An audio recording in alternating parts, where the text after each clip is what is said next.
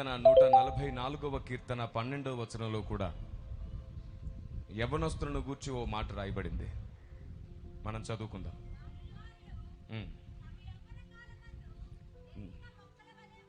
నా కుమారులు తమ యవ్వన కాలమందు ఎదిగిన మొక్కల వలె ఉన్నారు.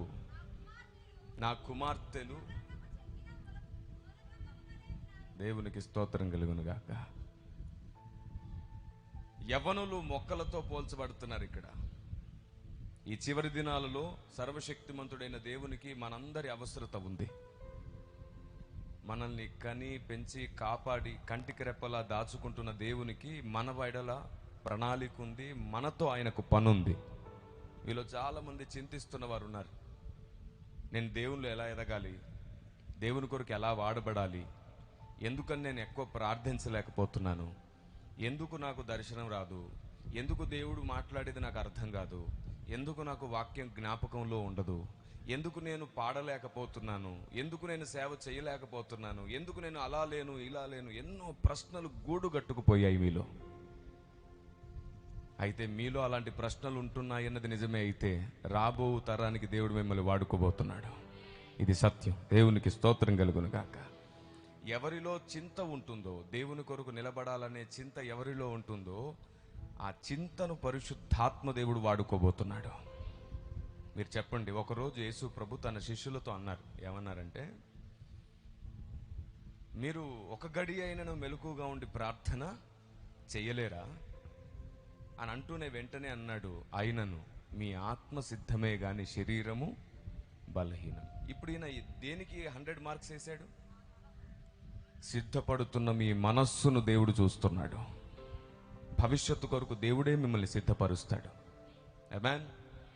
ఎన్నింటినో తట్టుకునే శక్తి యవ్వనానికి ఉంది. అలాంటి యవ్వనమే బలహీనంగా మార్చి యవ్వనులను ఈ లోకంలో లేకుండా చేయడానికి సాతాను 24/7 పనిచేస్తున్నాడు. ఒకటి దేవునికి దూరం చేయాలి, లేదా ఈ లోకంలోనే లేకుండా చేయాలి అనేది వాడి ప్రయత్నం. దేవుడు ఇక్కడున్న మీ అందరి ఎడల తప్పక ఓ ప్రణాళిక కలిగి ఉన్నాడు.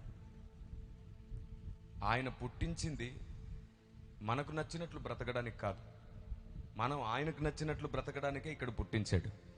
నువ్వు బీద కుటుంబంలో పుట్టినా, ధనిక కుటుంబంలో పుట్టినా తప్పకుండా ఆయన కొరకే నువ్వు సేవ చేయాలి. ఆమేన్. బీద ధనిక అనే తేడా లేదు. ఎందుకంటే దేవుడు పెంట కుప్ప మీద నుండి దీనులను లేవనెత్తు దేవుడు అని రాయబడింది. ఆయనకు మీరు మాట ఇవ్వండి, ఆ మాట నిలబెట్టుకుంటూనే ఉండండి. సాతాను ఎన్ని రకాల నిందలు, ఎన్ని రకాల సమస్యలు, ఎన్ని రకాల ఇబ్బందులు, ఎన్ని రకాల ఓటములు మీ ముందుకు తీసుకొచ్చిన ఆ మాట నిలబెట్టడానికి అడుగులు వేయండి.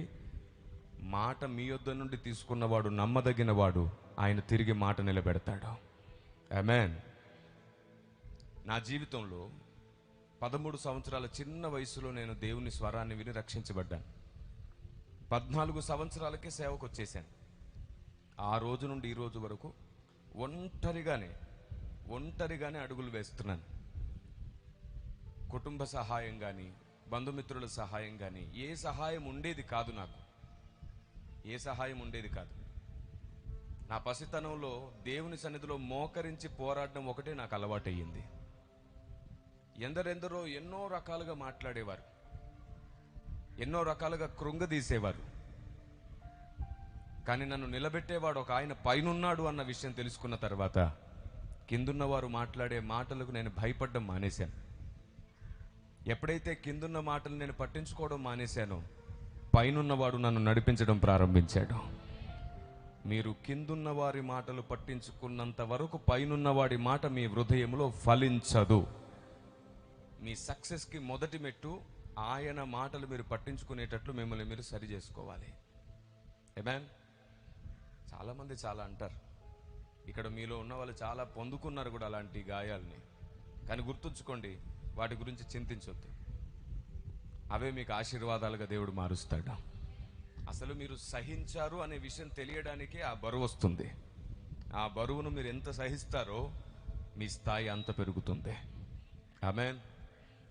బైబిల్ గ్రంథంలో ఇర్మియా గ్రంథం 18వ అధ్యాయంలో మొదటి నుండే ప్రవక్త అయిన ఇర్మియాతో దేవుడు మాట్లాడుతూ ఉంటాడు. ఇర్మియా, నేను నీతో మాట్లాడవలసినది కుమ్మరి ఇంటికి వెళ్ళు అని అడుగుతాడు. ఇర్మియా కుమ్మరి ఇంటికి వెళ్తాడు. కుమ్మరి తన సార మీద పని చేస్తూ ఉంటాడు. చూస్తూ చూస్తూ ఉంటుండగానే కుమ్మరి చేతుల్లో ఉన్న కుండ పిగిలిపోతుంది, విడిపోతుంది. అయితే ఆ కుమ్మరి ఆ ముద్దను, అరే ఇన్నిసార్లు ప్రయత్నించిన ఇది పిగిలిపోతుంది, ఈ మట్టి పనికి రాదు అని పక్కన పడేయలేదు.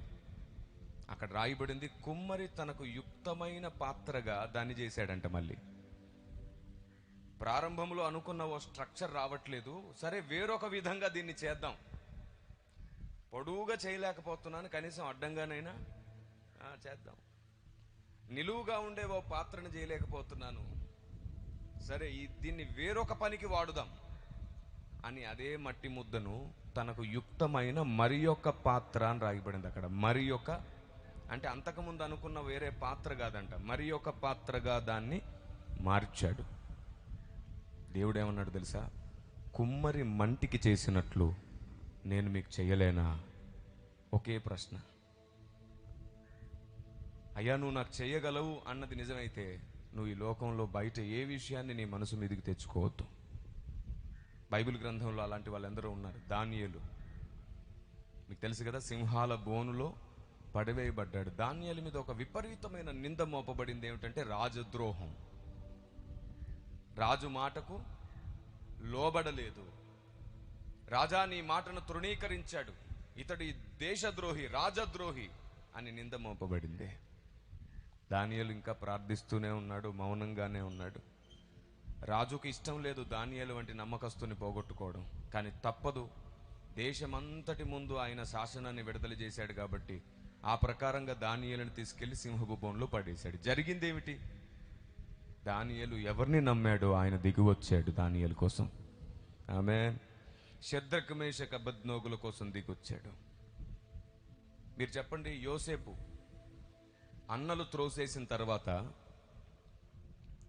ఐగుప్తు దేశంలో తను బ్రతుకుతున్న సమయంలో మీరు చెప్పండి, యోసేపు తప్పు చేశాడా? చేశాడా? మరి ఆ దేశమంతా యోసేపు తప్పు చేశాడని నమ్మిందిగా. అప్పటి వరకు తన స్నేహితులు కూడా నమ్మేశారు, తనతో పనిచేసిన వాళ్ళు నమ్మేసి ఉంటారు. జైల్లో తనను వేస్తే ఎంతమంది ఎన్ని రకాలుగా చిత్రహింసలు పెట్టుంటారో తెలుసా? వీడు తన సొంత యజమాని భార్యను చెరపబోయాడు అని చెప్పి అంటుంటే అవన్నీ వింటూనే ఎలాగో బానిసగా ఉన్నాడు, ఎవరూ లేరు, తనని చంపినా అడిగేవారు లేరు.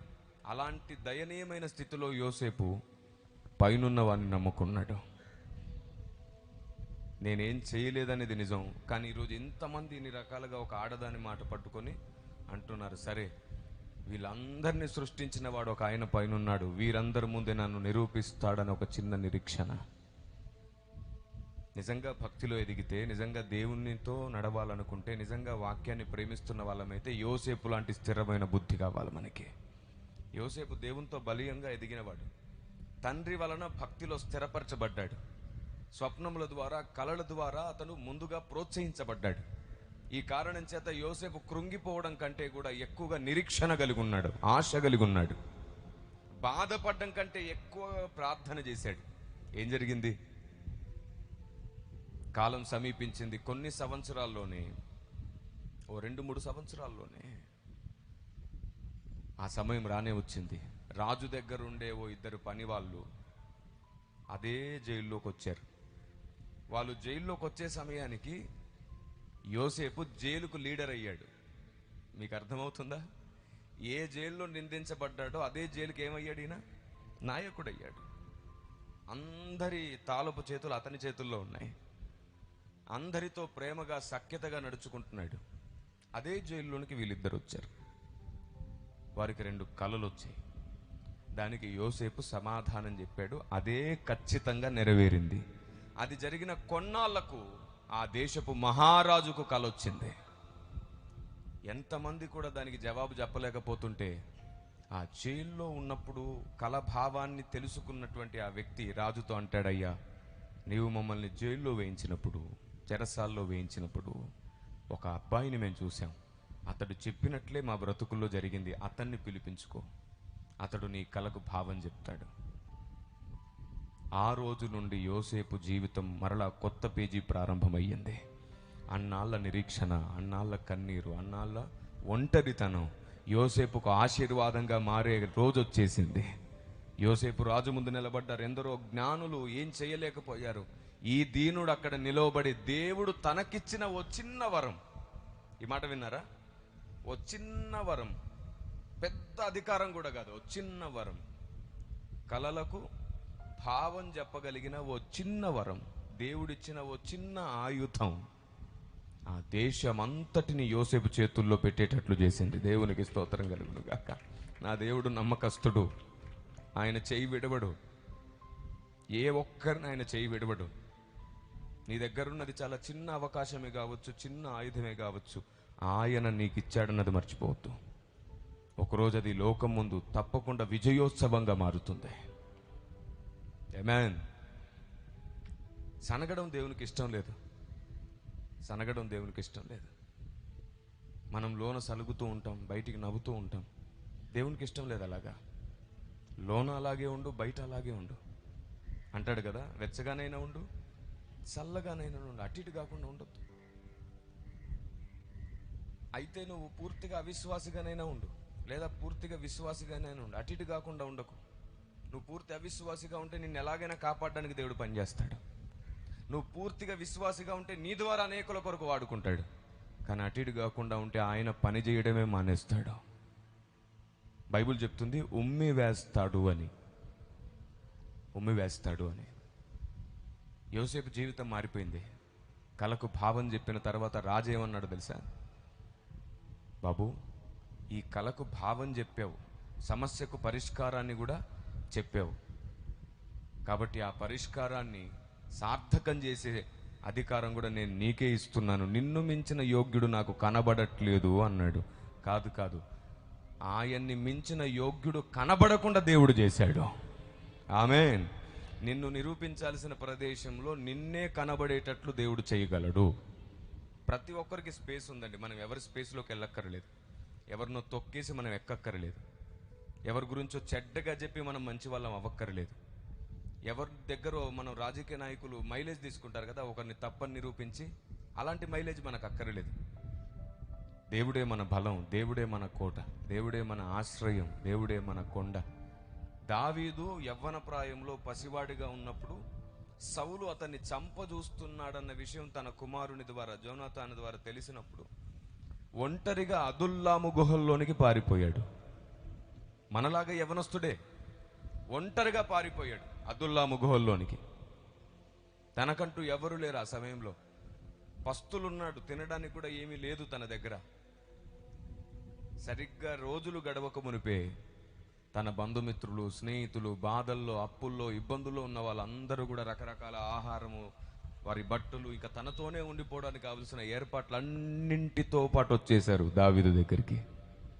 ఒక్క పూట భోజనం లేదు, 100 మంది తమకు తోచిందంతా తీసుకొని వచ్చేశారు. అందరూ తమకున్న దాంతో కొన్ని నెలలు హ్యాపీగా ఉండేటట్లు దావీదు ఆ 400 పైచిలుకు జనానికి అధిపతి అయ్యాడు.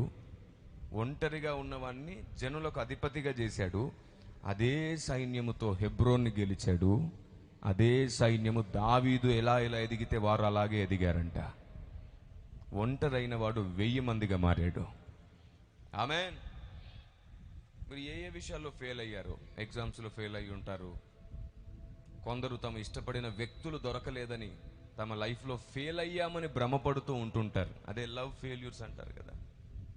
మీకు తెలుసా, లవ్ ఎప్పుడు ఫెయిల్ అవ్వదు, మనుషులే ఫెయిల్ అవుతారు. లవ్ ఎప్పుడు అలాగే ఉంటుంది. ప్రేమ ఎప్పుడు మోసం చేయదు, మనుషులే మోసం చేస్తారు. ప్రేమ ఎప్పుడు మంచిదే. అర్థమైందా? ఏమైనా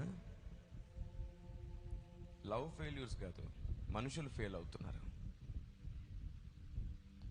ఉద్యోగం దొరకలేదు, నేను ఫెయిల్ అయ్యాను అంటారు. అరే, నీకు ఉద్యోగం దొరకకపోతే నువ్వు ఇంకేదో చేసుకునే అవకాశం ఉంది నీకు.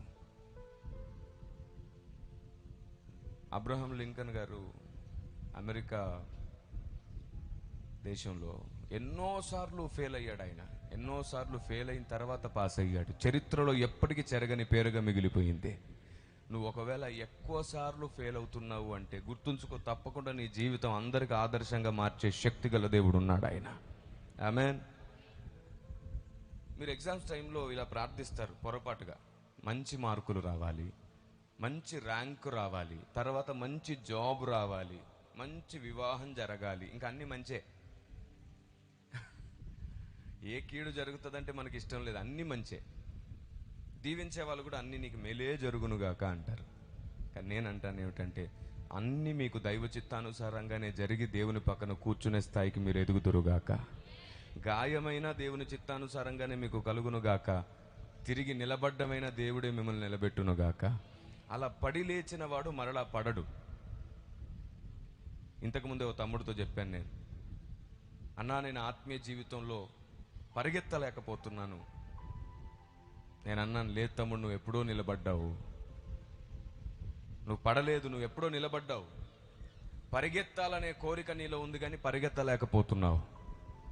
మీకు తెలుసా, మీరు మీ ఆత్మీయ జీవితంలో పడిపోయి తిరిగి ఆత్మీయంగా కట్టబడాలి అనుకున్నప్పుడు ఎందుకు పరిగెత్తలేకపోతున్నారు చెప్పనా? సరి అయిన సహవాసం లేక. సరి అయిన సహవాసం కావాలి మీకు, అప్పుడు మీరు పరిగెత్తగలుగుతారు. బైబిల్ సెలవిస్తుంది, ఎవరైనా పడిపోతే వాణ్ణి తిరిగి లేపమని. ఈ ఆత్మీయ జీవితం ఎలాంటిదో తెలుసా? ఎవడికి వాడు పరిగెడితే గెలిచినట్టు కాదు. లోకంలో ఉన్న పరుగు పందెం ఎలా ఉంటుంది? 10 మంది పరిగెడితే ఒక్కడు గెలవాలి, వాడికే ఫస్ట్ ప్రైజ్ ఇస్తారు. కానీ ఆత్మీయ పరుగు పందెం అలా లేదు. నువ్వు ఒక్కడివి గెలిస్తే ఓడిపోయినట్లే. నువ్వు గెలుస్తూ నీతో పాటు అందరినీ గెలిపించగలగడమే ఆత్మీయ జీవిత పరుగు పందెం. దేవునికి స్తోత్రం కలుగునుగాక. ఇందులో ఫస్ట్ ప్రైజ్ సెకండ్ ప్రైజులు లేవు. ఫస్ట్ ప్రైజ్ సెకండ్ ప్రైజులు ఉండవు. నీ క్రియకు తగిన ఫలితం నీకు ఇస్తాడు. ఆయన పక్కన కూర్చుండబెట్టుకుంటాడు. నువ్వు గెలవడమే కాదు, అనేకుల్ని గెలిపించావని. పౌలేమంటాడు, నేను గురి యుద్ధకే పరిగెడుతున్నాను, మీరు నన్ను పోలి అంటే మనందరినీ కూడా ఏం చేయించాలని ఆయన కోరిక? గెలిపించాలి. బైబిల్ సెలవిస్తుంది, ఈ చివరి దినాల్లో దేవుడికి యవ్వనస్తులు కావాలి. ఈ ముగింపు దినాల్లో మిమ్మల్నే వాడుకోబోతున్నాడు. నేను లేవలేకపోతున్నాను, నేను ప్రార్థించలేకపోతున్నాను, నేను పరిగెత్తలేకపోతున్నాను, నేను దేవుని కొరకు ఏం సాధించలేకపోతున్నానని బాధపడుతున్న మిమ్మల్ని దేవుడు వాడుకోబోతున్నాడు. అలా బాధ లేని వారిని దేవుడు పట్టించుకోవట్లా. ప్రార్థన చేయలేకపోతున్నానని ఏడుస్తున్నారు అంటే దాని అర్థం ఏమిటి? ప్రార్థన అంటే మీకు చాలా ఇష్టమని. దేవుడు రికగ్నైజ్ చేయడా? చేస్తాడా? చేయడా? అరే నా బిడ్డ ప్రార్థించాలని ఏడుస్తుంది, మార్కులు ఇవ్వు ప్రభువా, పెళ్లి చేయి ప్రభువా, ప్రమోషన్ ఇవ్వు ప్రభువా, అన్ని మంచి జరిగించు ప్రభువా కాదు ఏడుస్తుంది.